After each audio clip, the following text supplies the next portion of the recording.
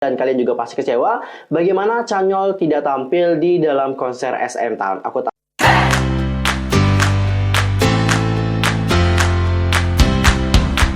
Annyeonghaseyo Chugudul, Yusul Kimimnida, welcome back to my channel. Gimana nih kabar kalian hari ini? So fine, so good, nothing problem dong kan? Dan buat kalian semua yang punya problem, keep fighting, don't give up. Nah, for this time, seperti biasa aku akan mengabarkan update berita terbaru dari dunia per-K-popan yang sangat sayang banget untuk kalian lewatkan. Nah, supaya kalian gak ketinggalan tentang update terbarunya, langsung aja nih guys, subscribe, bunyi loncengnya. Sempetin juga buat like and comment, serta share juga kepada teman-teman K-popers yang lain.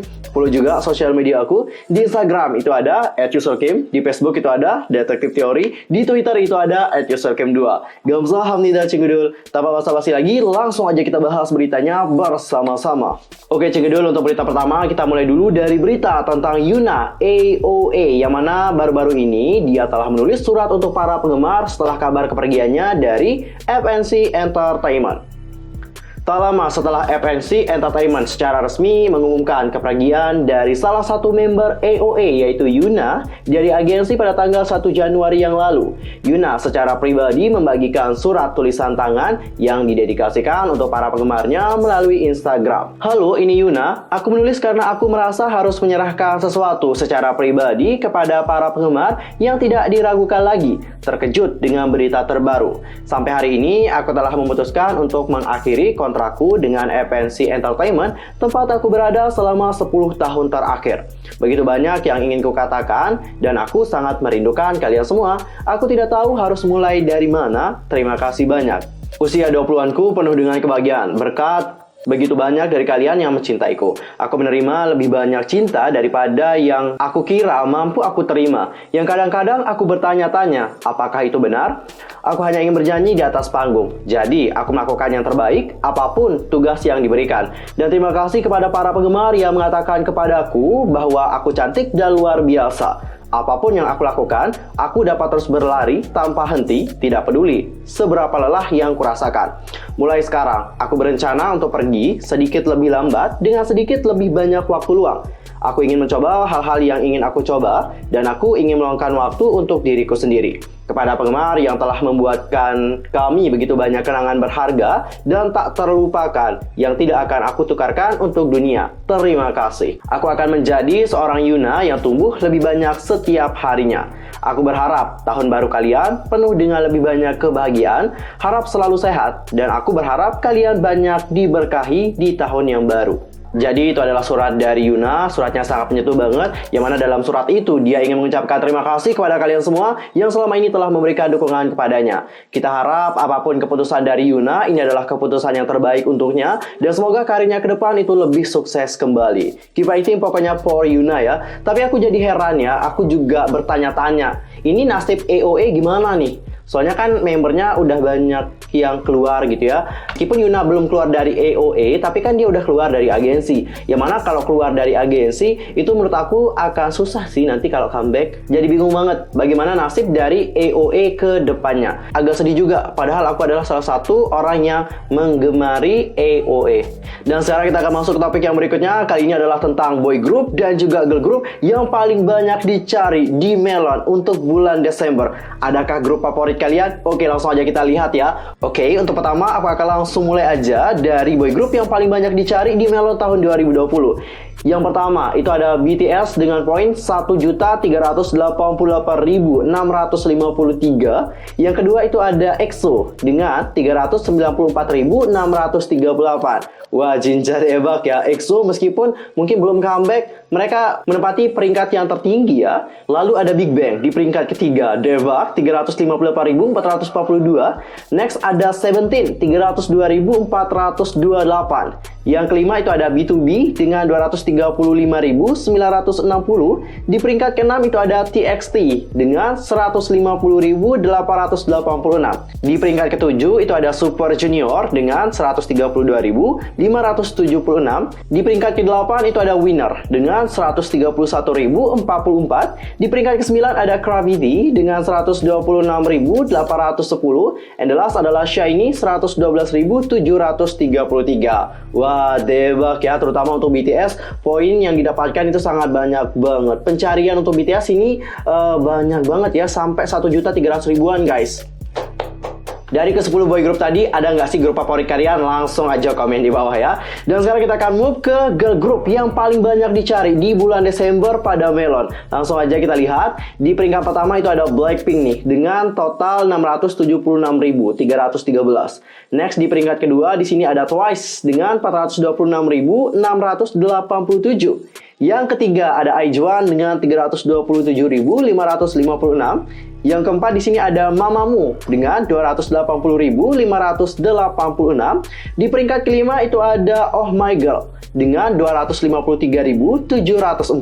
Di peringkat keenam itu ada Girls' Generation dengan 220.792. Wah gila sih, ini tuh grup legend guys. Dan meskipun mereka mungkin tidak aktif banget di tahun 2020 ini, peringkat pencarian di Melon itu lumayan banyak banget ya. Lanjut ke peringkat ketujuh itu ada Red Velvet dengan 208.845. Di peringkat ke-8 itu ada 2NE1. Wah, 184.989.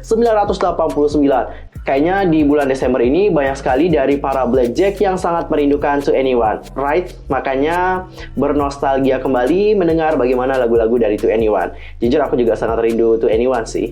Dan sekarang kita akan masuk ke peringkat ke-9, itu ada G-Friend dengan 174.842.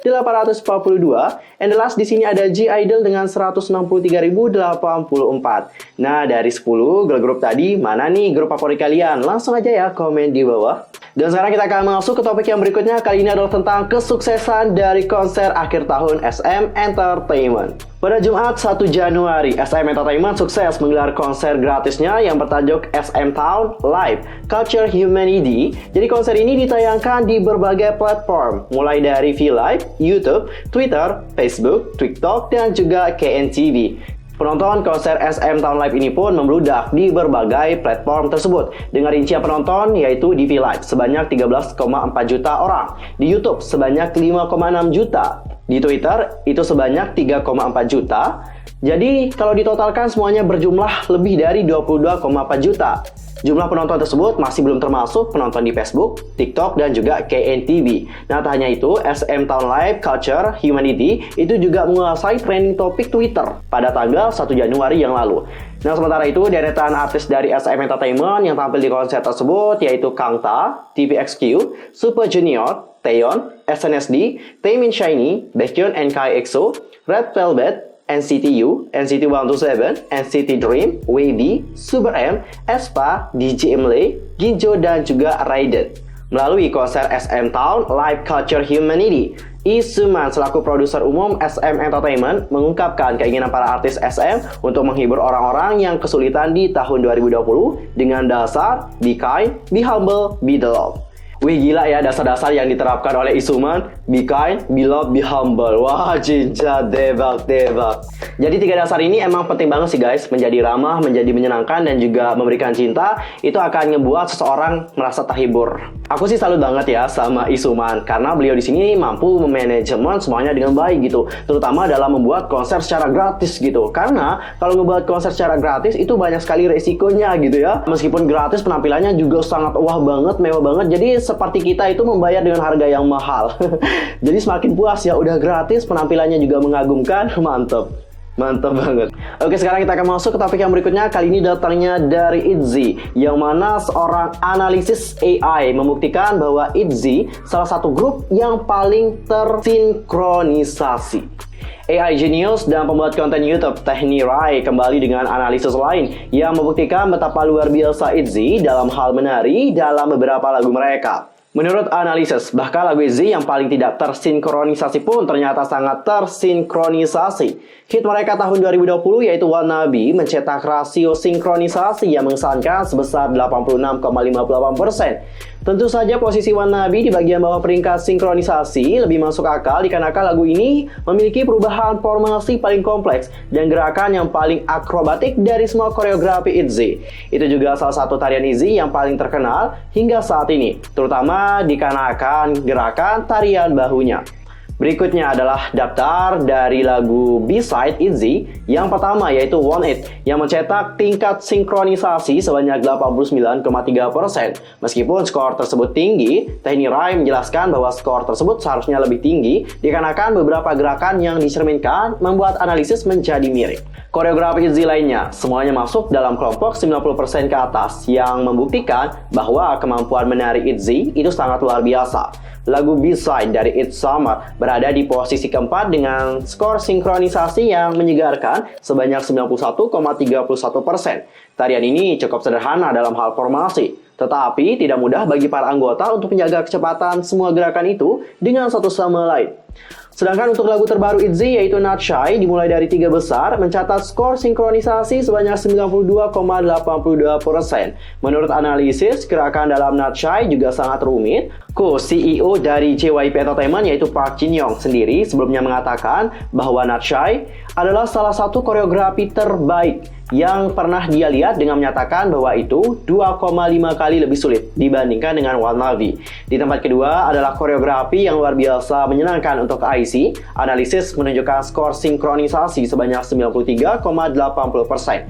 IC juga memiliki skor kerumitan gerakan tertinggi dari semua lagu Itzy, yaitu mencapai 75,22%.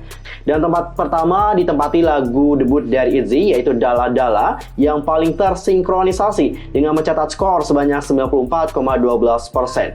Dala Dala juga benar-benar menunjukkan betapa banyak usaha yang dilakukan oleh Itzy untuk debut dengan sempurna. Jadi tidak mengherankan jika Itzy mampu menyapu begitu banyak penghargaan, dimulai dari Rookie of the Year di tahun 2019. Nah, gimana nih setelah mendengar bagaimana tarian Itzy dianalisis? Sangat mengagumkan ya, tingkat kesulitannya juga sangat tinggi, nggak main-main. Dan bahkan mereka juga menjadi salah satu grup yang katanya memiliki gerakan yang sangat tersinkronisasi. Wah, Jinja Debak. Gimana ya kira-kira dance Itzy di comeback selanjutnya? Apakah akan lebih sulit dari Not Shy dan juga Wannabe atau Dala Dala? Apakah akan sulit kembali? Nanti kita lihat bagaimana perkembangan dari Itzy ke depannya. Terus support Itzy ya guys. Dan sekarang kita akan masuk ke topik yang berikutnya. Kali ini aku akan memberikan kabar dari Chanyeol EXO, yang mana kabar ini diberikan oleh salah satu sahabat dari Chanyeol yaitu Raiden. SM Entertainment baru saja menggelar konser daring SM Town Live Culture Humanity secara gratis pada 1 Januari yang lalu. Penampilan DJ Raiden saat membawakan lagu Yours tanpa Chanyeol membuat para penggemar sangat terharu. Hal ini membuat nama Chanyeol dan DJ Raiden trending, dikarenakan DJ Raiden memberitahu penggemar bahwa Chanyeol baik-baik saja, dikarenakan dirinya yang tak ikut berpartisipasi dalam membawakan lagu Yours. Dan berikut adalah komentar dari para netizen, khususnya para EXO-L yang melihat bagaimana Raiden memberikan kabar tentang Chanyeol yang saat ini baik-baik saja. Langsung saja kita bacakan komentarnya bersama-sama. Sumpah sih, Raiden ini bagaikan OSIS. Anak-anak udah pada ngamuk, dia nge-tweet nenangin. Terus putar lagu EXO Obsession dan juga 10 Years. Beruntung banget sih Chanyeol punya teman kayak Raiden. Udah berapa kali dia ngasih kabar tentang Louis selama anak itu hilang.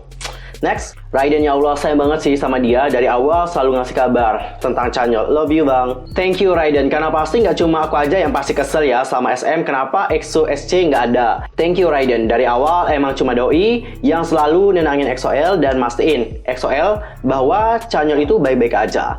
Mas Chanyeol, aku kangen sama kamu mas, jaga diri baik-baik aja ya. Oke, kenapa aku bacain ini ya jadi lebih. Oke, aku nggak harus bacain itu sebenarnya. Lanjut. Pokoknya apapun itu, keputusan Chanyeol nggak hadir entah sengaja atau tidak, kita harus menghargainya ya Aries. Mungkin ada alasan dibalik ini semua, dan untuk DJ Raiden, thank you udah menjadi sahabat baiknya Chanyeol dan EXO-L. Semoga langgeng selalu ya persahabatan kalian. I love you. Oke, itu adalah berbagai pendapat atau respon dari para EXO-L melihat bagaimana DJ Raiden memberikan kabar terbaru dari Chanyeol EXO. Emang sih so sweet banget sih DJ Raiden ini, buruan deh buat kalian. Langsung aja ya deketin DJ Raiden. Ya siapa tahu kan ada kesempatan gitu. Dan buat para EXO-L yang mungkin masih kecewa kenapa Chanyeol tidak ikut dalam konser SM Town, ya berpositif thinking aja. Intinya terus support Chanyeol apapun yang terjadi dan yakin bahwa Chanyeol ini baik-baik aja, oke? Keep fighting for you guys. Aku tahu tahu kalau kalian itu pasti sangat merindukan banget Chanyeol dan kalian juga pasti kecewa bagaimana Chanyeol tidak tampil di dalam konser SM Town. Aku tahu bagaimana kekecewaan dari kalian, soalnya aku juga pernah merasakan hal seperti itu. Keep fighting for you. Oke, sekarang aku akan masuk ke topik yang terakhir. Kali ini aku akan membacakan kisah dari Song Minho winner, yang mana dia ini menceritakan bahwa dia itu tidak pernah berkencan dengan siapapun dalam 7 tahun terakhir. Dan dikarenakan hal itu, dia ini merasa sangat kesepian. Pada siaran, anggota Gamsung Camping sekali lagi membuka botol cerita favorit mereka di sekitar api unggun setelah makan malam, terutama tentang cerita dalam hal berkencan. Nah, salah satu dari mereka bertanya pada Song Minho, apakah kamu punya rencana untuk berkencan? Anggota winner itu berkata, aku kesepian setiap hari. Aku belum pernah berkencan dengan siapapun sejak aku debut. Untuk Song Minho yang memulai debutnya sebagai anggota winner pada tahun 2013, itu berarti hampir selama 7 tahun. Selain itu, Eun Ji-won juga berbagi tentang kehidupan lajangnya bersama dengan anggota Gamsung Camping dengan mengakui bahwa ia juga merasa kesepian dari waktu ke waktu. Namun dia juga menambahkan, di depan wanita saya cenderung sangat pemalu dan kurang percaya diri. Wah, ternyata selama ini Song Minho kesepian ya. 7 tahun loh guys, belum berkencan gitu ya.